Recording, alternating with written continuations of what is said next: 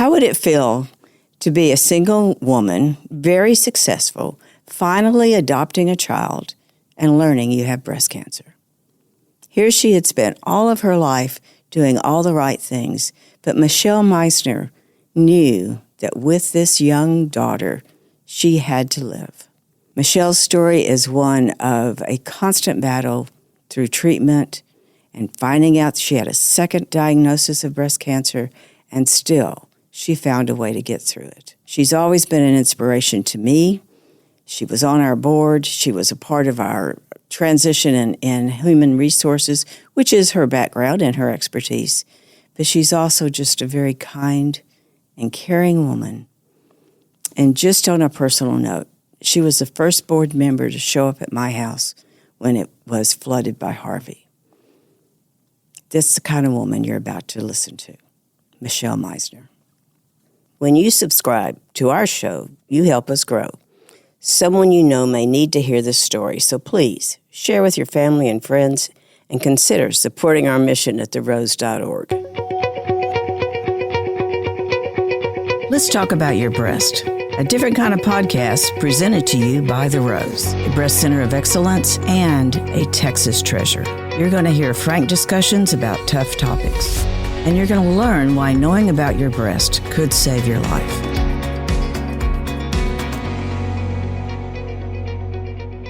Michelle, it's so great. I mean, seriously great to have you here. And it's been such a long time since you've been to the building.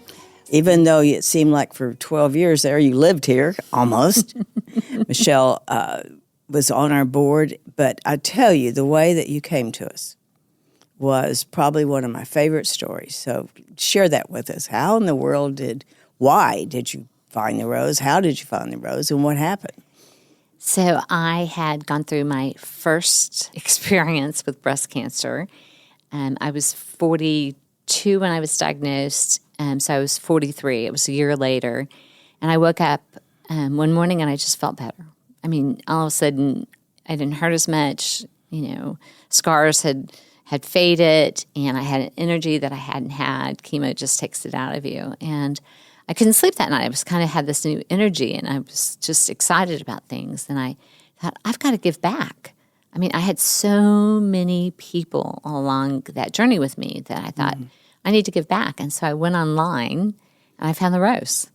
And I don't even think I waited until 8 o'clock the next morning to call you. And I think they put me through right away. And I was like, and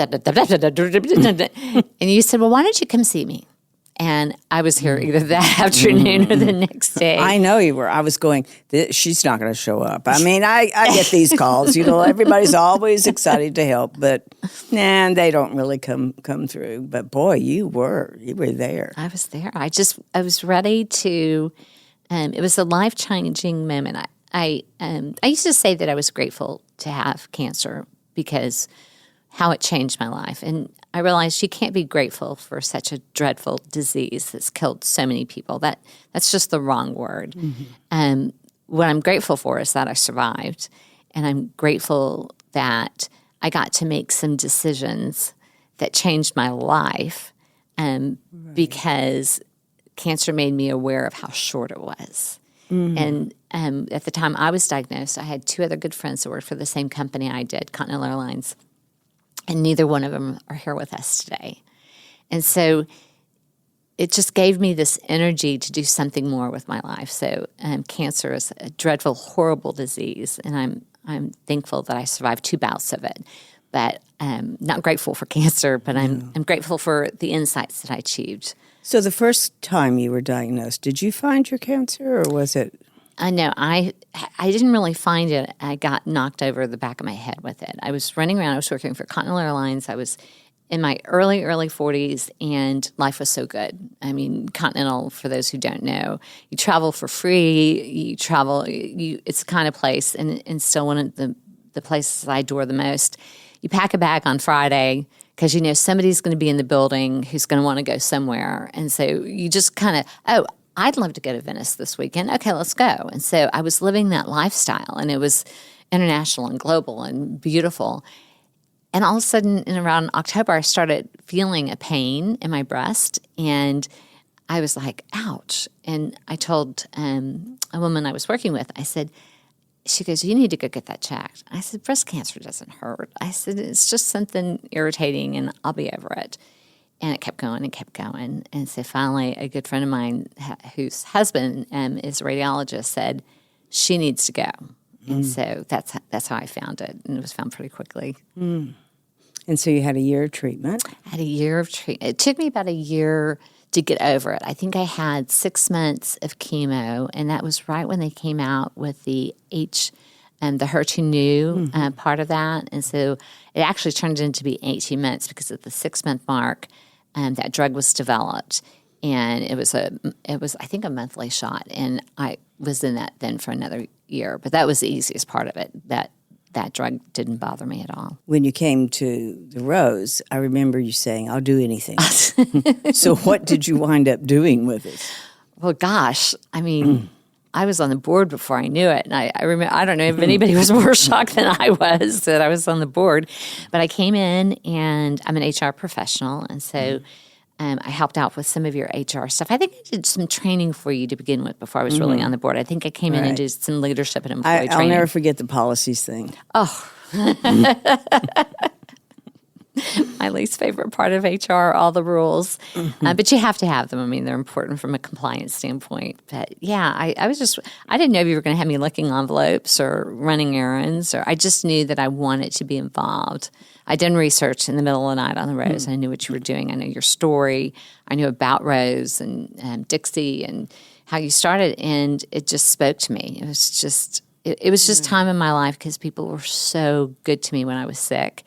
Not everybody has that kind of support system, and it made me realize, if I can go be of service to even one person, I want to do it. And Michelle, we'd had, of course, volunteers come in before, but never someone who didn't know us in some other way. Yeah. You were like from out there. I found you. Yes. Yeah. And you brought a whole nother group of people to us, which was incredibly important at that time. Yeah. And I don't know do you remember the fundraiser we had about scare of breast cancer? No. I was just thinking about that. The ghoulishly pink ball. Oh, yes, ghoulishly pink. I pitched that to you, and you're like, no, we cannot do that. That does not even sound like what we want to do. Because it was going to be a Halloween party. I know, and I was going, Halloween party? We're not going to do a Halloween party. Of course, that was back when I was very conservative and very straight-laced. Yes, you were. You didn't let breast be called anything else but breast. Yes. So were you one of those boob girls? That was No. Okay, I just want to make sure. I called them the girls. Oh, that's my girls. Right, the girls. And I go, what girls? What are you talking about? My girls. Yeah. No, so I don't even know where the name came to me, but I had a really, who turned out to be as close to me as my sister's friend by the name of Jessica Rossman. And she had access to a bar downtown that was kind of haunted in its own way. And someone else donated those business first class tickets that on Continental. And it just dawned on me. And I love Halloween. So I thought, how do I pull all these things together? And I did, and it was so much fun. Oh, what did we raise? I think it was 15,000, 20,000? I think it was a little bit more than that. Yeah. I mean, the tickets alone raised at least that. That's right, because the tickets were the half pleased. of it. The tickets alone raised at least half of that. So I think it may have been closer to $40,000 to $50,000. I mean, it's my first. I'd never done a fundraiser before, so it was that's what I remember. I was going, oh, she thinks she's really going to raise some money here, and you did, and I did. I'm not used to failing on a lot of things, and I wasn't going to fail on that.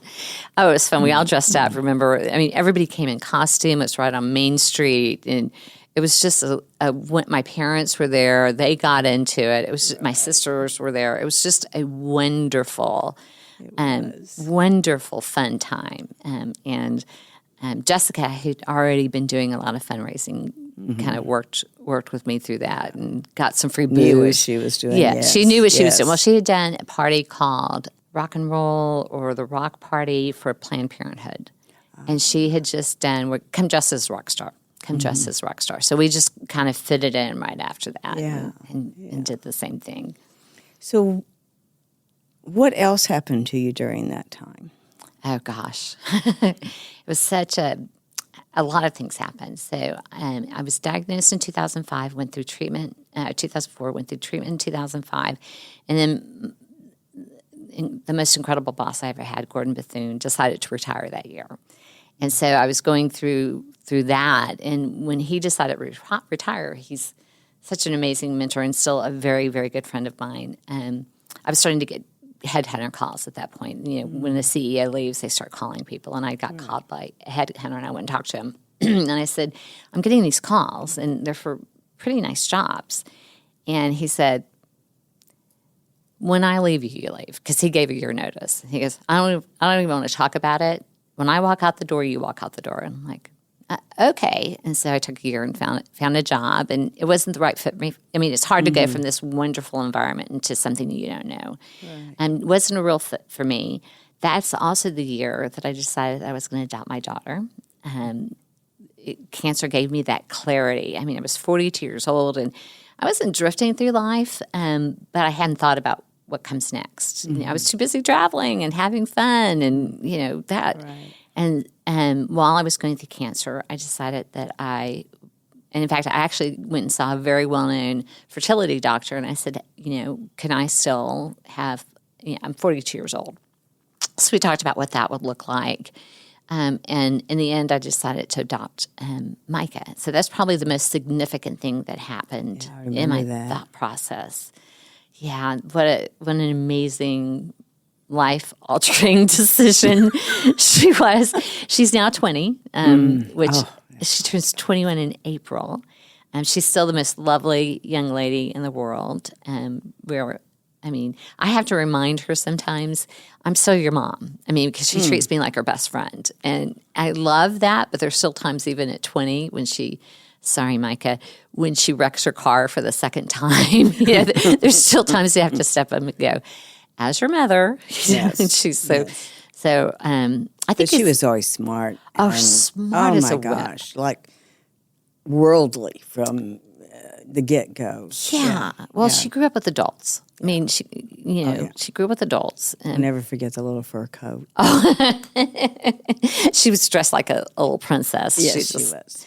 She just was. She was raised with that great group of friends from Continental. But then you had a second. Yes. Yes. And it happened not so far. I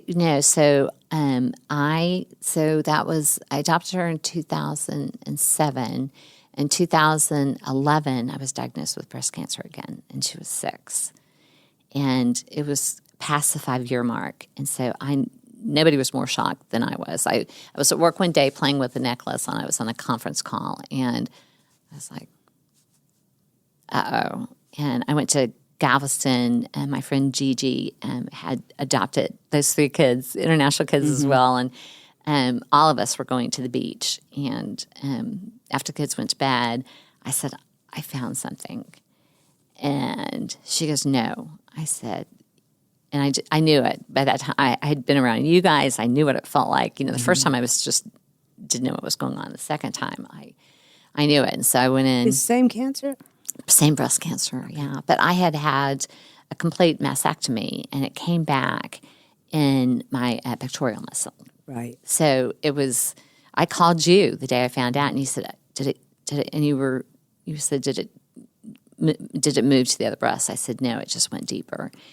And Anderson didn't know how to treat it, and I'm like, "You're MD Anderson," because there's all kinds of concerns. How much of that muscle can you take, and without me being handicapped from it, and so it. Well, if anyone was going to get something new or something different, of course, it was going to be you. I remember time after time, something new would happen in your treatment, and we'd go, "Never heard of that." Yeah. What does that look like? Yeah.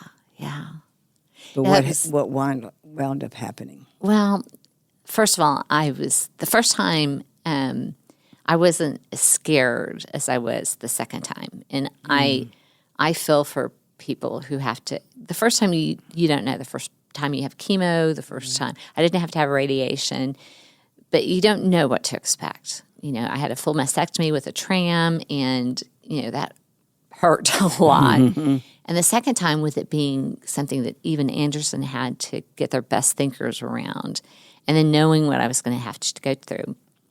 it was stage 4, and they said this could be terminal. And I had a 6-year-old daughter, and a single mom, 6-year-old daughter, fully responsible for all the bills, everything, all the bills. And so it knocked me. It did knock me. I thought about it. I prayed about it a lot. And I don't have the same definition of God as everybody else does. I'm not an organized religion, but I sure did find someone who would listen to me very quickly whenever I was going through that. And I was scared for my daughter. I was scared for me. Sorry. Yeah. And my little girl was 6 at the time, and I sat her down. I said, "Yeah, Mommy's sick." "Well, is it your tummy? Is it?" I said, "No, Mom, I have breast cancer." And she knew I'd had it before. And she was like, "Are you going to lose your hair?" I said, "Yes, I'm going to lose my hair." And I was so grateful that that's the worst thing she could think of was "Are you going to lose your hair?" And she goes, "Well, then I'm going to shave my hair." And I said, she has this beautiful blonde hair. And I said, "No, honey, you're not going to shave your head." And so she went and toddled back to her room and came back in. And she goes, "I have another question." I said, "Sure, what is it?" And I'm expecting the big questions like, are you going to die? You know, how sick are you going to be? You know, am I going to have to take care of you? And her big question was, "So you're going to have a wig, right?" And I said, "Yes, Mommy will have a wig." And she's going into 1st grade. And she goes, "But we're not going to," and it was the summer, she goes, "We're not going to tell anybody at school that you don't have any hair." And I said, "We don't have to. I'll wear a wig every time I'm up there." And then she went away and she came back and she goes, "Well, if you're going to be buying rigs," and this is in the age of the iPad or iPod, and she came back and she said, "I have found these wigs that I would like to have these as well. So if you're going to get a wig, then," and it was a Rapunzel wig, it was an Ariel wig, and so my friends heard that and they started buying all these wigs for her. So if I was going to wear a wig, she was going to wear a wig. So comes 1st grade and first day of 1st grade, and she'd been there for kindergarten, and I walked her into 1st grade. And without missing a beat, she goes, "My mom is bald and she's wearing a wig." I was like, so much for all that planning. I'm pretty sure we talked about this.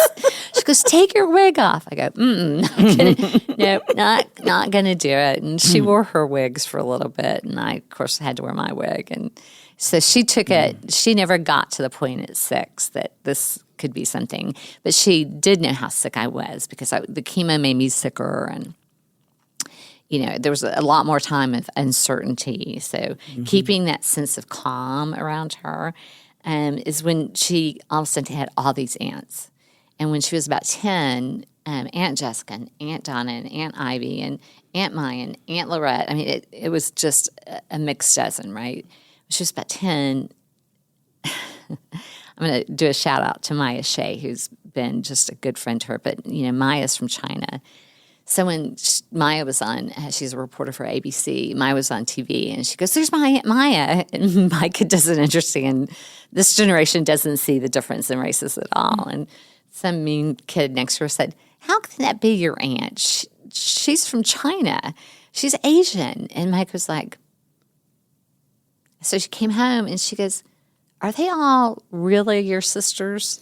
It was the first time it dawned on her that, wait a moment, and then she picked out a couple of them and she goes, "Please don't tell me that these are not your sisters." I mean, you know, she had favorites within the aunt group. So the levity brought joy to my life. And my mom was such a big help that second go around because I couldn't have, you know, dealt with my daughter and working, because I worked through it.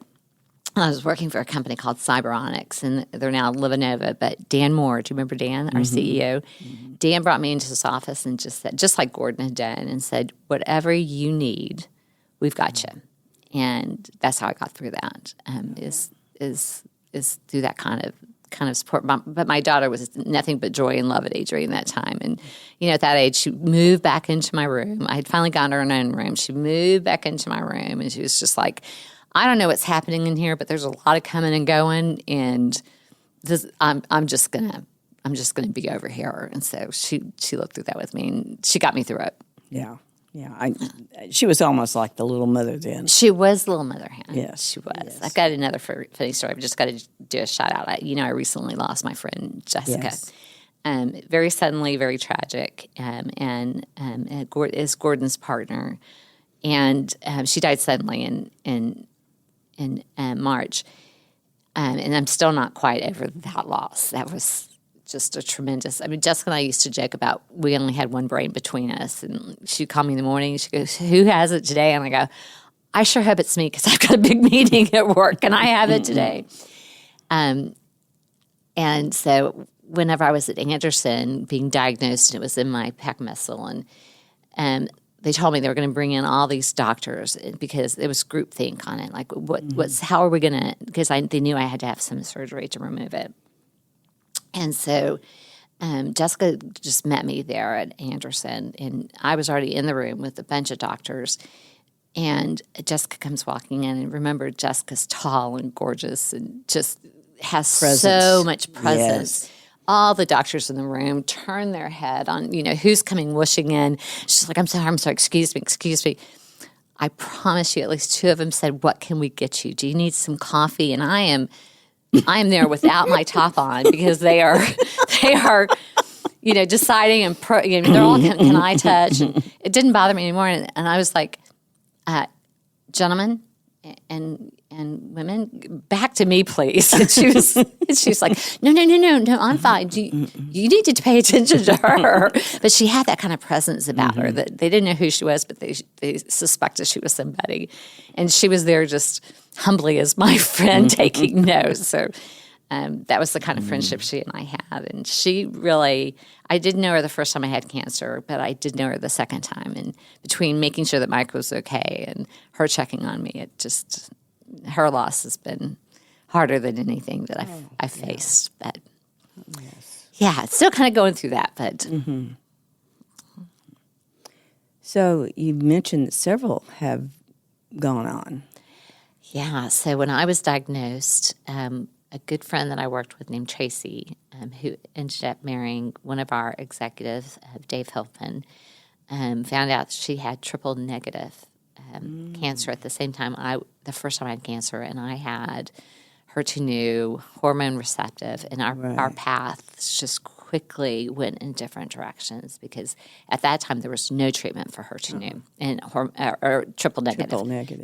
There was no. But it was very fresh for her too, also. Yeah, right. All of it was brand new. Yeah. And Tracy has a son who was probably about 6. I didn't have Micah yet, and she fought the brave fight for 6, 7, 8 years, and we weren't real public friends. Like, we would share texts, and I would go see her. I mean, because of the same family, because of the Connell family, she had lots of people surrounding her and Dave, and so she was more of the, my quiet friend, the one that at 1 o'clock in the morning she would send me a text or that kind of friend. And I got a text from Dave, and he said, "I don't think Tracy's going to make it through the night." And I said, "Do you want me to come up there?" And he said, "No, Tracy knows. She just wanted me to let you know." And I said, "Will you tell her I love her?" And, and that was hard because we had so many things in common, about the same age, children. And so I went through that. And then a girl who was a concierge, which was the very elite of elite customer service in London, and she was diagnosed almost the same month I was. And she had hormone receptive, so she should have been on the same path. But the difference was her healthcare system is so different than our healthcare system. And where I could call Anderson and they would fit me in if I had a problem, she'd have to wait for days to get back into a hospital environment. And she didn't last past 5 years. Oh my goodness. So that first time, I knew how fortunate I was, even though it was stage 2. And my treatment was hard and it took a toll on me. It was nothing like what I had a couple of friends going through. But that's so important for anyone to remember. It doesn't always mean your support system isn't always family. It isn't always who you expect them to be. And sometimes you have to be the support of someone else. Even when you're going through it. Even when you're going through it. And that is a very different part of the breast cancer survivor's life that many, many will never, ever know. It's just so different. Well, there was other people at Continental. I mean, 50,000 employees. Of course, there's going to be odds. There's several. And my role at Continental was a very public one. I was in human resources, and there were things that would go out under my name, and so my name was recognizable. I've been working for the airline since I was in my 20s as a flight attendant, so I grew up there. So I knew people that way, but because I had a recognizable name, and it was only because of my job. It wasn't because of my position at the company. People reached out to me who were going through it, and some of them, people didn't rally around them. They didn't have the same. They were a flight attendant that didn't fly with the same crew every week. Or every month. I mean, there was just people who were lonely during this time. And you and I talked about this. How do you make sure? Because I had everything I needed. I remember at one time you and I were talking about building out a part of the rows that we would keep stocked with stuff. And so people who were coming through who didn't have that support system could go into the closet and pick out what they needed. And I mean, that was so meaningful to me because I didn't want for anything, during both bouts of cancer. It got out to our corporate headquarters because I was working downtown for Continental at the time, and I lived really close to downtown. And someone told someone who told someone, right, that the only thing that really tasted good to me was Krispy Kreme donuts while I was going through chemo. That's all I wanted to eat was Krispy Kreme donuts. That was the only thing, that and a big glass of cold milk. And when I was going through chemo, I never, and remind me to tell you about the whole image that I had of myself. And people would know when I was going through chemo, knew when I wasn't going to be work because I was going through chemo, and I would always take a couple of days off. I'd open up my front door, and there would be boxes of Krispy Kremes. People would just come and put them in my front door. Oh, my gosh. So, but I realized not everybody had that kind of support system. And so another reason I was drawn to the Rose is, people need their people. And it may not be family. It may not be your husband. Probably isn't going to be their kids because they're dealing with their own. And so I was extremely blessed. Well, I think you taught us a lot about the importance of the employer and being sure that even though we innately knew all of this, it was like having those flexible policies that helped during these times. I mean, the things you brought to the Rose, Michelle, have hung around.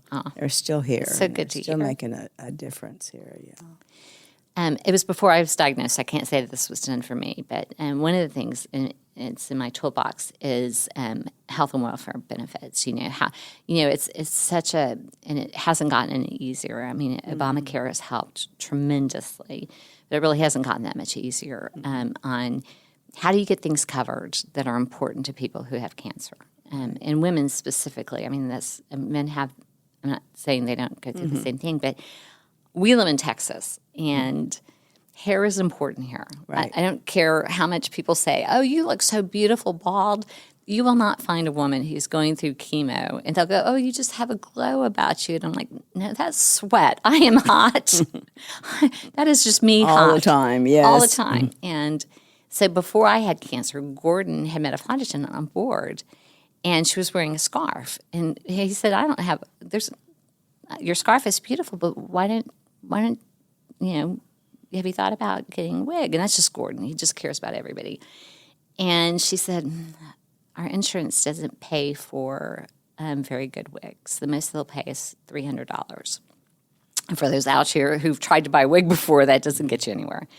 He changed our health policy that you could have up to $12,000 to purchase the best wig you can get.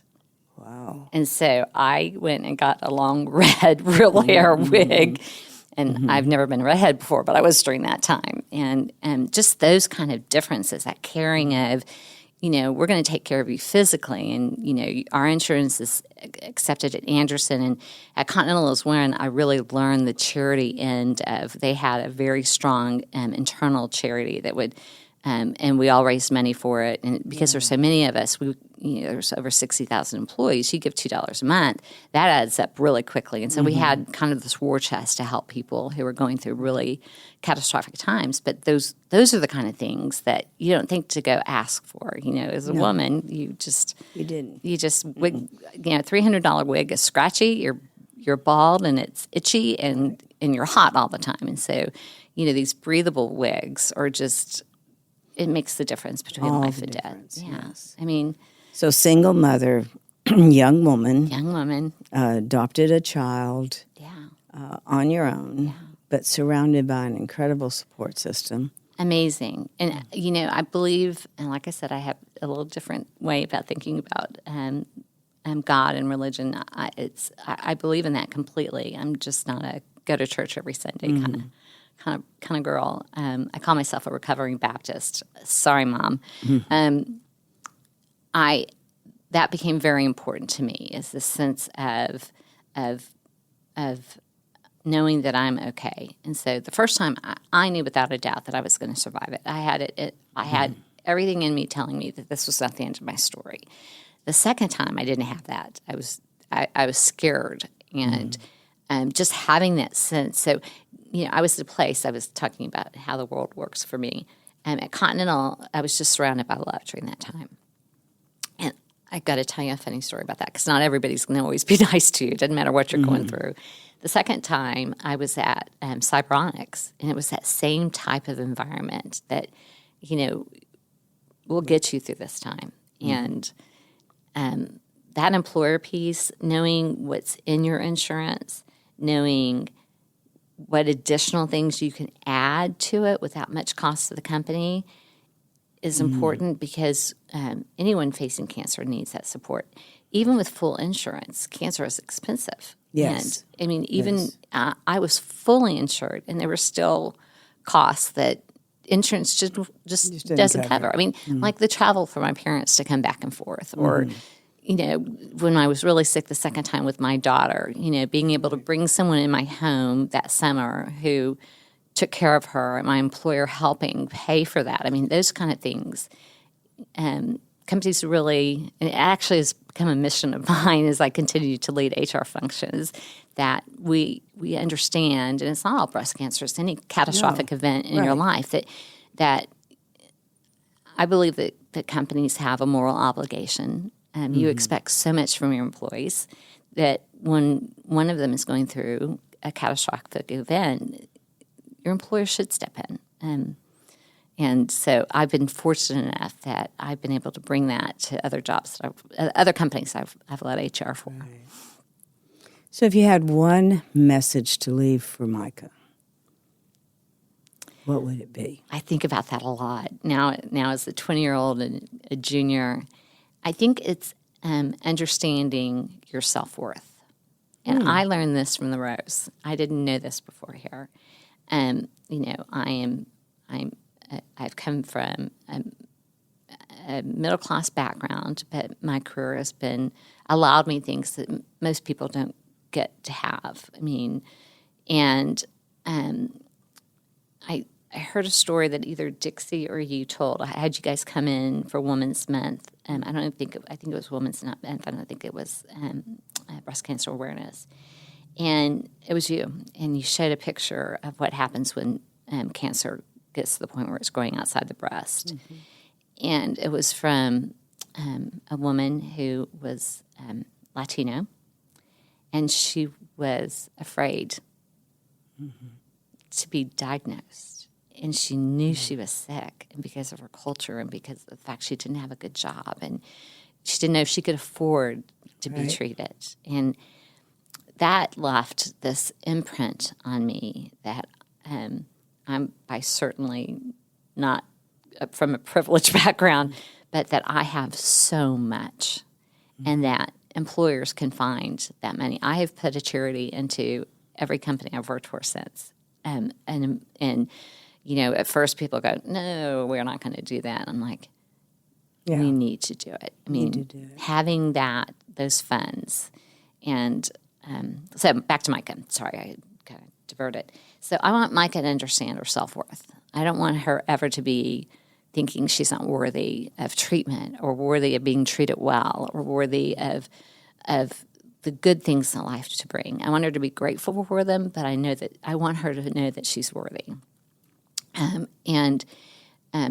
My grandfather, a long time ago, years and years ago, I have a cousin who was Miss USA. I mean, for whatever reason, very pretty people in my family. And he told me when I was really little, and I didn't understand it until later, he said, anybody can be pretty. He goes, but not everybody can be smart. He goes, so you choose smart. And I want her to know that, choose smart. And so if I can tell a quick story, Micah came to me, and, I have supported myself and supported my daughter and at times supported my parents and others, through the course of my life, and I've been able to do so. But I don't want Micah to think that it's easy. And so she came to me, and it's really important to her that she goes into social work. She has this desire because of her adoption from Russia and the challenges she faced. And so she came right out while she was graduating. She goes, I want to be a social worker. And I said, okay. I said, I think that's the most worthy thing you can do. I said, but let's look how much a social worker is going to make. I said, because honey, I'm not going to be around forever. I'm an older mom. There's going to be a time where you're going to have to be. I want you in a position where you can afford your life, and you're not dependent on chance or marrying the right person or any of that. And so we went through the books, our books, and I said, this is not.